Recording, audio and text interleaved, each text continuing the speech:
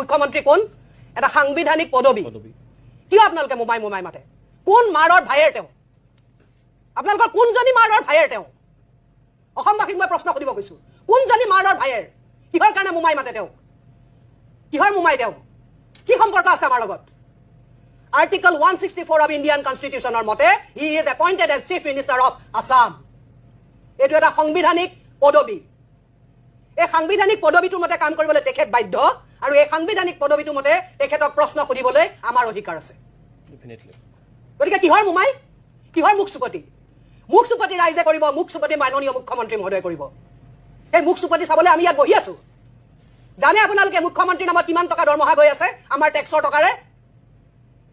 কিমান সময় নষ্ট হৈ আছে আপোনালোকৰ পইচা আপোনালোকৰ সময় যে নষ্ট হৈ আছে এইবিলাক মুখচুপতিৰ ফলত জানে আপোনালোকে আমাৰ টেক্সৰ টকাৰে দৰমহা দি আছো আমি মুখ্যমন্ত্ৰী মহোদয়ক কিহৰ কাৰণে আমাক সাৰ্ভিস দিবৰ কাৰণে এই সাংবিধানিক পদমৰ্যাদা অনুসৰি আমাক সাৰ্ভিস দিবৰ কাৰণে তেওঁ দৰমহা দি আছো আমি